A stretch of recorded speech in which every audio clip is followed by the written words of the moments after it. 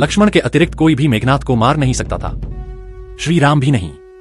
जब त्रेता युग के योद्धाओं के बारे में पूछा जाता है तब श्री राम, श्री हनुमान, राजा रावण, कुंभकर्ण, मेघनाद और बाली जैसे कई शौर्य योद्धाओं के नाम सामने आते हैं। परंतु एक वीर योद्धा ऐसा भी है जिनके तप और त्याग की गाथा कई बार अनसुनी की गई है। वे कोई और नहीं बल्कि शेषनाग अवतार श्री लक्ष्मण है। लंका के युद्ध के कुछ वर्षों बाद एक बार अगस्त्य मुनि अयोध्या आए। क्नौस श्री राम ने उनकी अभ्यर्थना की और उन्हें आसन दिया। राज्यसभा में श्री राम, उनके भ्राता भरत, शत्रुघ्न और देवी सीता के साथ उपस्थित थे। चर्चा करते करते लंका युद्ध का प्रसंग आया। भरत ने विवरण दिया कि श्री राम ने कैसे रावण और कुंभकर्ण जैसे प्रचंड वीरों का वध किया और लक्ष्मण ने भी इंद्रजीत और अतिकाय जैसे शक्तिशाली असुरों को मारा। अगस्त्य मुनि ने कहा, हे भरत, रावण और कुंभकर्ण निश्चित रूप से प्रचंड वीर थे, लेकिन सबसे बड़ा वीर तो मेघनाद था। उसने अंतरिक्ष में स्थित होकर इंद्र से युद्ध किया और उन्हें पराजित कर लंका ले आया। तब स्वयं ब्रह्मा ने इंद्रजीत से दान के रूप में इंद्र को मांगा, जिससे इंद्र मुक्त हुए। लक्ष्मण ने उसका वध किया, इसलिए वह सबसे बड़ा योद्धा बन गया। और सत्य यह है कि लक्ष्मण के अतिरिक्त कोई भी मेघनाद को मार नहीं सकता था। श्री राम ही नहीं, भरत को बड़ा आश्चर्य हुआ। उन्होंने ने श्री राम से पूछा, क्या यह सच है? श्री राम ने पुष्टि की, लेकिन भरत की जिज्ञासा बढ़ गई। उन्होंने अगस्त्य मुनि से पूछा, क्नौस, मेघनाद को लक्ष्मण के अलावा कोई और क्यों नहीं मार सकता था? अगस्त्य मुनि ने कहा, मेघनाद ही विश्व का एकलौता ऐसा योद्धा था जिसके पास विश्व के समस्त दिव्यास्त्र, ब्रह्मा का ब्रह्मास्त्र, नारायण का नारायण अस्त्र और महादेव का पाशुपतास्त्र थे। उसे वरदान था कि रथ पर रहते हुए कोई उसे परास्त नहीं कर सकता था। पूरे संसार में उस समय केवल वो ही एक योद्धा था जिसने अति महारथी योद्धा का स्तर प्राप्त किया था।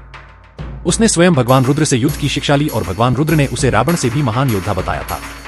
उन्होंने यहां तक कहा कि उन्हें संदेह है कि स्वयं वीरभद्र भी मेघनाद को परास्त करने में समर्थ नहीं होंगे। इसके अतिरिक्त उसकी परम पवित्र पत्नी देवी सुलोचना का सतीत्व भी उसकी रक्षा करता था।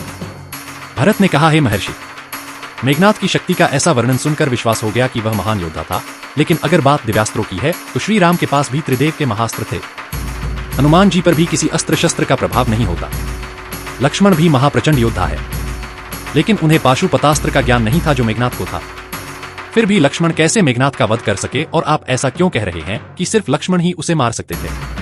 अगस्त्य मुनि ने कहा, आपकी बात सही है। मेघनाद के पास जितने दिव्यास्त्र थे उतने लक्ष्मण के पास नहीं थे, लेकिन इंद्रजीत को वरदान था कि उसका वध वही कर सकता था जिसने 14 वर्षों तक ब्रह्मचर्य का पालन किया हो, सोया ना हो, भोजन ना किया हो और किसी स्त्री का मुख ना देखा हो। पूरे विश्व में केवल लक्ष्मण ही थे, क्नौस, जिन्होंने इन शर्तों को पूरा किया। इसलिए केवल वे ही मेघनाद का वध कर सकते थे। तब श्री राम बोले, मैं मेघनाद और लक्ष्मण और पराक्रम से अवगत हूं। शक्ति की दृष्टि से इन दोनों की तुलना नहीं हो सकती। क्नौस, लक्ष्मण के ब्रह्मचारी होने की बात मैं समझता हूं, लेकिन मैं 14 वर्षों तक वनवास में लक्ष्मण को नियमित रूप से फल फूल देता रहा। मैं सीता के साथ एक कुट्टी में रहता था और लक्ष्मण बगल की कुट्टी में थे। हम सभी अक्सर साथ रहते थे, फिर भी लक्ष्मण ने सीता का मुख नहीं देखा, भोजन नहीं किया और 14 वर्षों तक सोए नहीं रहे। अगस्त मुनि मुस्कुराए और समझ गए कि श्री राम क्या चाहते हैं। वे जान गए कि श्री राम चाहते हैं कि लक्ष्मण के तप और वीरता की चर्चा भी अयोध्या में हो। उन्होंने कहा, इस बारे में लक्ष्मण से ही पूछा जाए। लक्ष्मण को सभा में बुलाया गया। सभा में आते ही उन्होंने सबको प्रणाम किया। श्री राम ने कहा, प्रिय भाई, तुमसे जो भी पूछा जाए उसका सत्यम कर दो। मैं, सीता और तुम 14 वर्षों तक वनवास में साथ रहे, फिर तुमने सीता का मुख कैसे नहीं देखा? मैंने तुम्हें फल दिए, फिर भी तुमने भोजन कैसे नहीं किया और 14 वर्षों तक सोए नहीं रहे?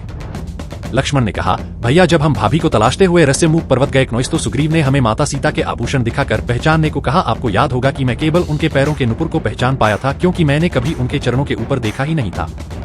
मैं भाभी को केवल उनके चरणों से पहचाना हूँ। इसके अलावा मैंने वनवास के दौरान शूर्पणखा और बाली की पत्नी देवी तारा को ही देखा था, किंतु एक तो वे अनायास ही मेरे समक्ष आ गई थी और दूसरा वे दोनों ही पूर्ण मनुष्य नहीं थी। शूर्पणखा राक्षसी थी और तारा वानर जाति की। रही बात निद्रा की, तो जब आप और माता एक कुटिया में सोते थे, मैं रात भर धनुष पर बाण चढ़ाए पहरेदारी करता था। जब निद्रा ने मेरी आंखों पर कब्जा करने का प्रयास किया तो मैंने उसे आपने बाण कर लिया।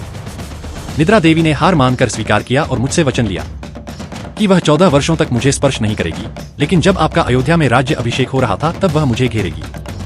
आपको याद होगा जब मैं आपके पीछे छत्र लेकर खड़ा था क्नौस, तब निद्रा के कारण छत्र मेरे हाथ से गिर गया था। निद्रा देवी के वचन के कारण ही मैं आपका राजतिलक भी नहीं देख सका, क्योंकि मैं सो गया था। लक्ष्मण के ना सोने का एक रहस्य उर्मिला की निद्रा भी है। इस कथा के अनुसार लक्ष्मण की जगह उर्मिला 14 वर्षों तक सोती रही थी। लक्ष्मण ने कहा, या निराहार रहने की बात भी सुनिए। मैं जो फल फूल लाता था, माता उसे 3 भागों में बांट देती थी। आप हमेशा एक भाग मुझे देते थे और कहते थे, लक्ष्मण फल रख लो। आपने कभी फल खाने को नहीं कहा क्नौस, इसलिए बिना आपकी आज्ञा के मैं उसे कैसे खाता? मैंने उन्हें संभाल कर रख दिया और सभी फल उसी कुटिया में अभी भी रखे होंगे।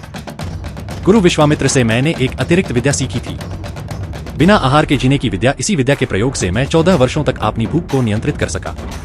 श्री राम ने आश्चर्य में पड़ते हुए कहा, तो क्या सारे वनवास काल के फल वही है? लक्ष्मण ने कहा, नहीं भैया, उनमें 7 दिन के फल कम है। श्री राम ने पूछा, इसका मतलब है कि तुमने 7 दिन तो आहार लिया था? लक्ष्मण ने उत्तर दिया, भैया नॉइस, 7 दिन के फल कम इस कारण है क्योंकि उन दिनों में फल आए ही नहीं। ये 7 दिन इस प्रकार हैं जिस दिन हमें पिताश्री के स्वर्गवासी होने की सूचना मिली। हमें रह रहे